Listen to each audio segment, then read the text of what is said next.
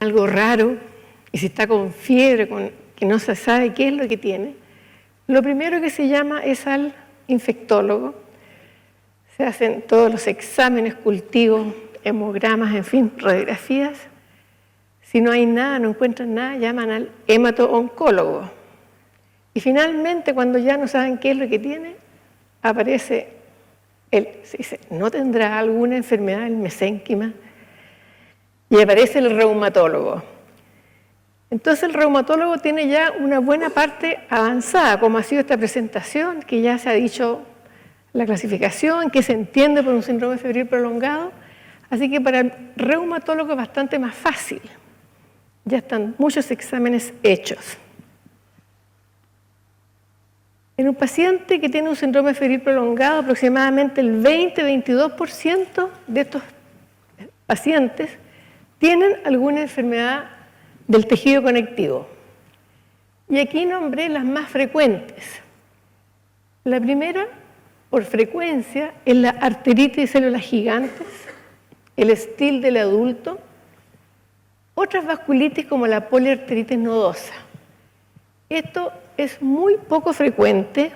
Yo creo que he visto una en toda mi vida, en mi carrera de reumatólogo, que es bastante extensa ya. Y puse el lupus como en último lugar, porque generalmente el lupus, cuando está con fiebre, tiene exámenes, tiene marcadores que rápidamente uno dice, esto es un lupus. Por eso lo pongo como en último lugar, porque es poco frecuente que un lupus que esté con fiebre, que esté complicado, que tenga sus marcadores negativos. Puede ser, pero es poco probable. Iré viendo, a grosso modo, todas estas patologías que he mencionado para que las tengan en mente y las puedan identificar cuando un paciente tenga alguno de estos síntomas. La arteritis de células gigantes generalmente se ve en pacientes mayores de 60 años, con un pic alrededor de los 70 años. Generalmente tienen alguna, aquí en esta zona, si llega un paciente que tiene un apellido Smith o Wolf, vamos a pensar, y si tiene más de 60 y 70 años y está con fiebre, vamos a pensar como primera posibilidad, y ya se ha descartado todo lo otro, por supuesto, se descartó la fiebre, se descartó la infección, se descartó todo, vamos a pensar en que el paciente tiene probablemente una arteritis de células gigante. ¿Qué es lo clásico para pensar? Es la cefalea. El paciente tiene una cefalea, pero no es una cefalea común y corriente. El paciente, me duele tanto la cabeza que no me puedo apoyar la cabeza en la almohada. Es un dolor de cabeza nuevo. Nunca antes había tenido un dolor de cabeza así. Y se puede acompañar también de otro síntoma, que es la claudicación mandibular. ¿Qué se entiende por esto? El paciente está comiendo y tiene que parar de comer por dolor aquí en los grupos maceteros. No puede seguir comiendo. El paciente puede tener un síntoma que es el compromiso de la visión, que es uno de los síntomas más temidos. El paciente puede comenzar con diplopia, como que de repente ve poco, y esto, súbitamente el paciente puede perder la visión de un ojo, y si no se trata, el paciente puede perder la visión de los dos ojos, y esta pérdida es irreversible. Se acompaña también, muchos de estos pacientes tienen un síntoma que es la polimialgia reumática. ¿Qué es esto? El paciente refiere dolor intenso en la región de la cintura escapular y pélvica. Al paciente le cuesta, por ejemplo, que es más intenso en las noches, en la mañana al despertar. Al paciente dice, no puedo salir de la cama, me tienen que ayudar a salir de la cama por este dolor y esta gran limitación. Al examen físico, ¿qué vamos a encontrar? El compromiso de las arterias temporales, que vamos a ver unas fotos más adelante. Estas arterias pueden estar prominentes, verse prominentes o pueden no verse, pero hay que palparlas y el paciente o bien le duele esa zona o bien identificamos dónde está la arteria y no tienen pulso. Eso es un signo que el paciente está haciendo esta arteritis de la temporal. En laboratorio lo típico es la velocidad de sedimentación y la PCR elevada. No hay ningún examen que nos diga arteritis célula gigante positiva. Solamente el diagnóstico es clínico, en base a los anamnesis, al examen físico y a esta poca cosa que es la velocidad de sedimentación, que generalmente es sobre 40, sobre 50. Y para hacer el diagnóstico ya definitivo tenemos la biopsia arteriotemporal, que pocas veces uno lo pide cuando tiene el cuadro clínico bien establecido, porque es difícil de hacer, es difícil conseguir la biopsia. El compromiso es segmentario, es decir, es como salpicado. Entonces, para hacer una biopsia, sacar un diagnóstico, tenemos que tener un tremendo pedazo de arteria y estudiarlo a lo largo para poder ver si hay o no hay compromiso. La biopsia queda más que nada cuando uno tiene la duda, porque en estos pacientes hay que usar corticoides por un tiempo prolongado. Entonces, cuando uno tiene la duda, recurre a la biopsia, pero generalmente, yo diría el 90% de los casos uno hace el diagnóstico solo con la clínica. El STIL del adulto. Esta es otra patología que puede presentarse como un síndrome de fiebre prolongada sin diagnóstico. El STIL es la forma sistémica de presentación en los niños, en la artritis juvenil idiopática de los niños que tienen compromiso sistémico, es decir, fiebre, hepatoesplenomegalia, adenopatías, poco compromiso articular. Esto es lo que se conoce como el STIL de los niños, enfermedad de STIL de los niños. Hay una forma muy parecida que se presenta en los adultos y por eso se llama STIL del adulto. ¿Qué es lo clásico para hacer el diagnóstico? La fiebre se presenta en pic febriles. Generalmente se presenta en las tardes. Es un pic que puede llegar a 39, 40 grados y junto con la fiebre el paciente presenta un rash, que es un rash, un color asalmonado, purpúrico, y que va y viene y aparece cuando hay más fiebre. Este es un diagnóstico que generalmente lo hacen los internos que están en las tardes en el hospital, porque el paciente en la mañana está bien, está tranquilo, se siente bien, y en la tarde hace el fiebrón. Y junto con la fiebre aparece el rash. Entonces, el interno, que es el que está en las tardes ahí, así pasando la visita, es el que hace el diagnóstico. También podemos, ahí está. Este rash aparece especialmente en el tronco, en extremidades superiores, y aparece también si ustedes frotan la piel, le hacen como cosquillita, y aparece este rash, o aparece en las zonas que tienen roce, por ejemplo, en el elástico del pijama, del calzón, ahí donde aparece, donde hay que buscar este rash. Muchas veces, aproximadamente en un 70% de los pacientes, tienen antecedentes de haber tenido una faringitis, poco tiempo atrás, que pareció una amigdalitis, y es un síntoma bastante frecuente que podemos encontrar. Pueden tener artralgias o artritis franca. El examen físico, además del rash que podemos ver, tenemos la hepatoesplenomegalia y las adenopatías. El laboratorio también es poco específico. Tenemos velocidad de sedimentación, PCR elevadas y leucocitosis, que generalmente va más allá de 15.000, 20.000. Si ustedes ven un paciente que tiene 20.000 blancos y está con fiebre, lo primero que piensan es que está con un cuadro infeccioso. Pero eso ya se descartó, el infectólogo dijo que no había nada. Entonces, si tiene fiebre y esta leucocitosis, entonces es un diagnóstico de exclusión, es una enfermedad de STIL. Y para ayudarnos un poco más tenemos la ferritina, que es un marcador de inflamación inespecífico, pero que en estos casos del STIL, la ferritina sube mucho, más de 1.000 y sobre 3.000 se dice que es casi diagnóstica de enfermedad de STIL.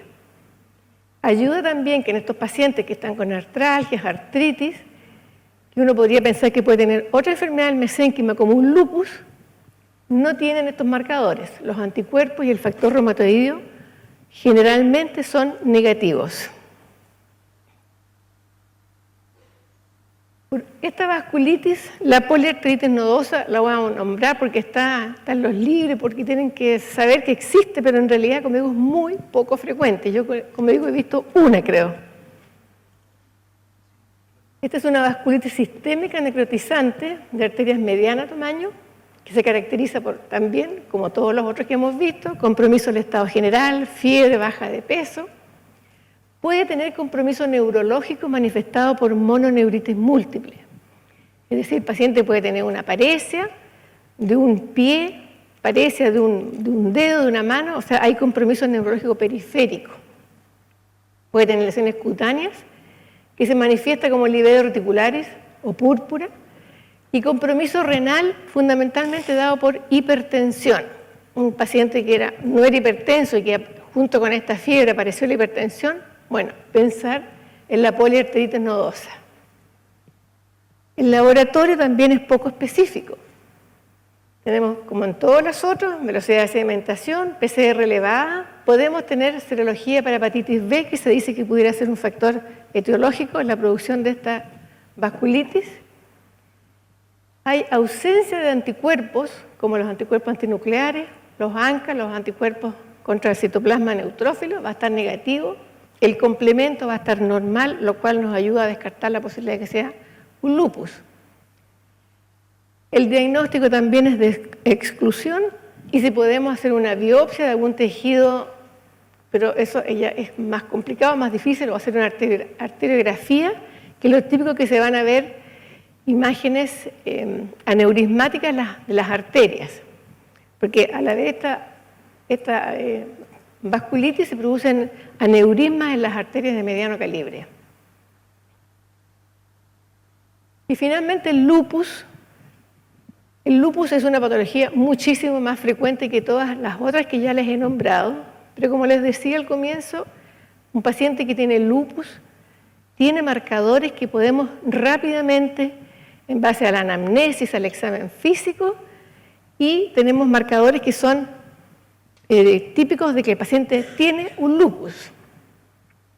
El lupus afecta, como todos saben, especialmente a mujeres en la edad media de la vida.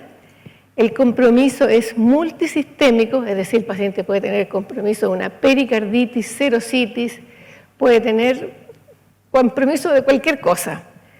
Si hay un paciente que está con compromiso multisistémico es una mujer más o menos joven, en el laboratorio nos va a ayudar la presencia de citopenias. A diferencia del Still, en que había leucocitosis, en el lupus es bien sabido que hay citopenias, leucopenia, linfopenia, trombocitopenia, todas las penias. Un paciente que está con fiebre, con leucopenia, con linfopenia, pensar en lupus como primera cosa. Fiebre y neutropenia, pensar en infección. Y tenemos estos anticuerpos que son marcadores de lupus. Si tenemos un paciente que tiene un cuadro articular, fiebre y tiene un DNA positivo o un anti-SM, ese es lupus, mientras no se demuestre lo contrario. ¿Y cómo hacemos el diagnóstico de estas patologías? Como se ha dicho aquí, ya el doctor Wolf lo dijo muy bien, ¿cierto? La doctora Peña, lo fundamental es la anamnesis. Eso es la parte más importante y especialmente cobra especial importancia en la reumatología, ya que son pocas las enfermedades que tenemos marcadores de un diagnóstico, como es el lupus, que tenemos el DNA, el SM.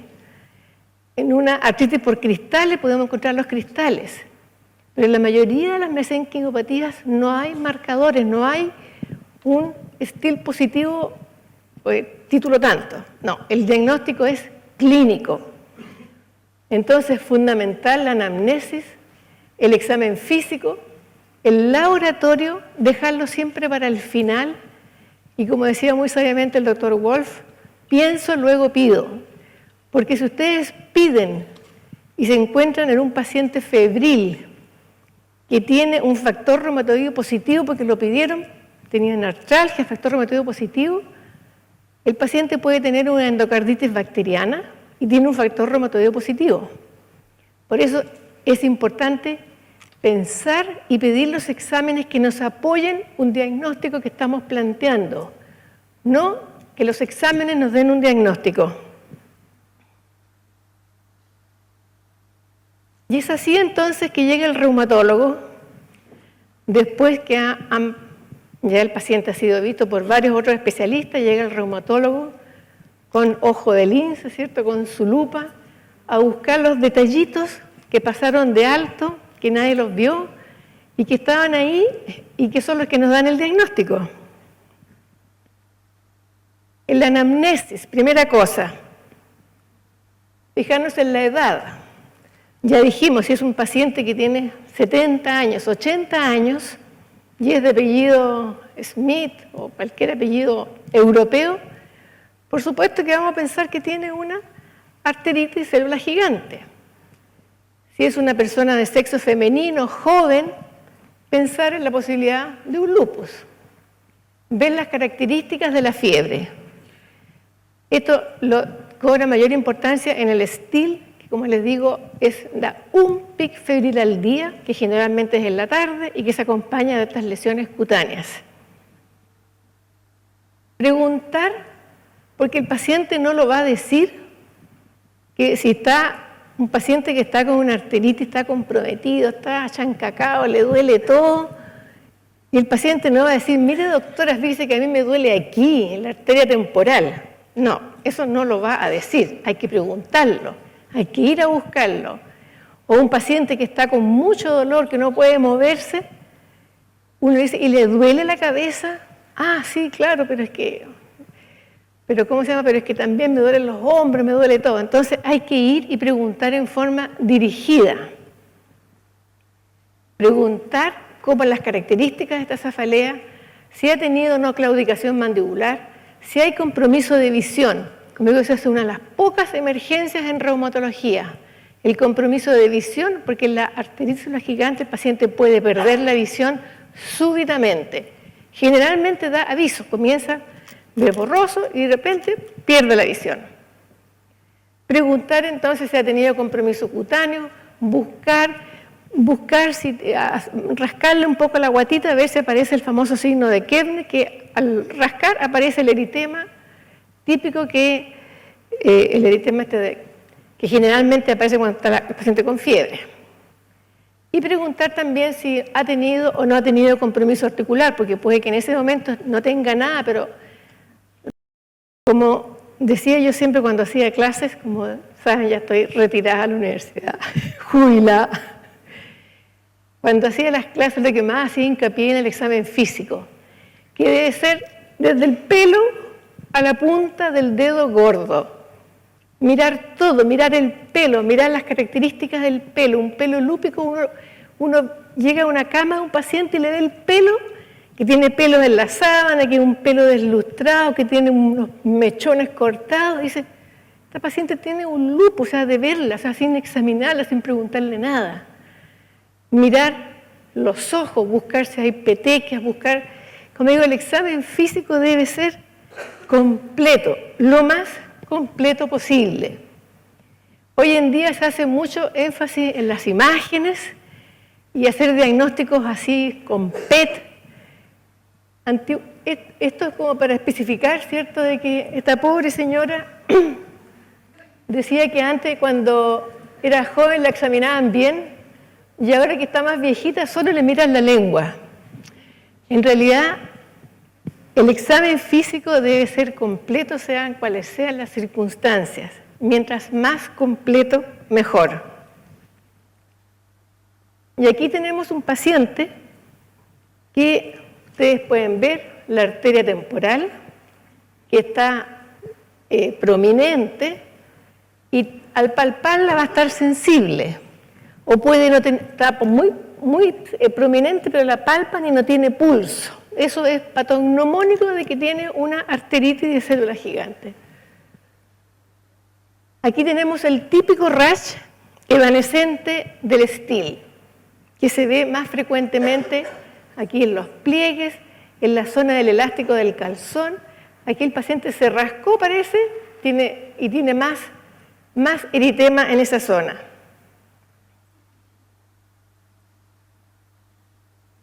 nosotros los reumatólogos, ¿cierto?, siempre llegamos a la cama al paciente y lo primero que hacemos es tomarle las manos. Tomamos las manos, vemos si hay deformidades, si hay signos inflamatorios, vemos las uñas. Cada vez que va un paciente a la consulta y yo le examino las manos y le examino las uñas, me dice, primera vez que me miran las uñas. Nunca antes ningún médico me las había mirado. Las uñas nos pueden decir muchas cosas. Pueden haber lesiones psoriásicas, pueden haber eritema alrededor de las uñas, infartos periunguales que nos van a orientar la posibilidad de una vasculitis. Y aquí tenemos una lesión vasculítica en un paciente que puede pasar perfectamente desapercibida si no la buscan, si no la miran. Y aquí tenemos una paresia de esta extremidad del pie, que los pies parece que por estar tan lejos en la cama nadie los mira mucho. Hay que echar para atrás la ropa de la cama, ¿cierto? Mirar los pies, ver si tienen fuerza, buscar los reflejos. Y así entonces es que nosotros vamos a hacer el diagnóstico, buscando, examinando, mirando. El laboratorio en reumatología, como decía, ayuda poco. Muchas veces podemos encontrar exámenes positivos y el paciente no tiene nada reumatológico. Podemos encontrar anticuerpos antinucleares, factor reumatoideo, en pacientes que tienen una patología crónica. Una infección crónica, una neoplasia puede tener perfectamente factor reumatoideo positivo y no tiene nada reumatológico. El hemograma ayuda mucho, algo tan simple como el hemograma. Si el paciente tiene citopenias, nos vamos a tirar para el lado del lupus, ¿cierto? Si tiene leucocitosis, para el lado de la arteritis, el STIL especialmente. La VHS y la PCR son exámenes que son muy poco específicos. Pero si un paciente tiene una VHS mayor de 100, por ejemplo, ¿qué vamos a pensar? Mieloma como primera cosa, ¿cierto? Anemia y VHS sobre 100. Mieloma mientras no se demuestre lo contrario. También puede ser un linfoma. Pero si ya pasó el hematólogo y no había nada de eso, ¿qué nos queda? Una arteritis celular gigante. Por eso el reumatólogo tiene la ventaja de que siempre lo llaman como en último lugar, que ya se han descartado todas las otras posibilidades. La ferritina también es un marcador inespecífico de inflamación, pero cuando está en niveles muy elevados, sobre 3.000 o sobre 10.000, es casi patognomónico de una enfermedad de STIL del adulto. Todos estos anticuerpos, solicitarlos solo cuando estemos pensando en que el paciente pueda tener o una vasculitis o un lupus o una artritis reumatoidea del adulto, que se manifiesta con algunas, la artritis reumatoidea del adulto senil, no sé cuánto es el límite de edad para hablar de senil. Uno siempre cuando escuchaba antes a los médicos hablaban de senil, siempre iban como corriendo, subiendo un poquitito el límite de edad para hablar de senil. Bueno, el paciente con artritis reumatoidea adulto mayor hace una artritis que puede ser solamente fiebre, edema de las manos y que no tiene artritis. Entonces, por eso es que es fundamental la parte la clínica, la evaluación, la anamnesis y el examen físico. Entonces, como conclusión, quiero que no pidan los exámenes al por mayor, sino que pidan el examen que ustedes necesitan, que ustedes creen que puede ayudarles para hacer su diagnóstico. Eso sería lo que quería contarles. Sí.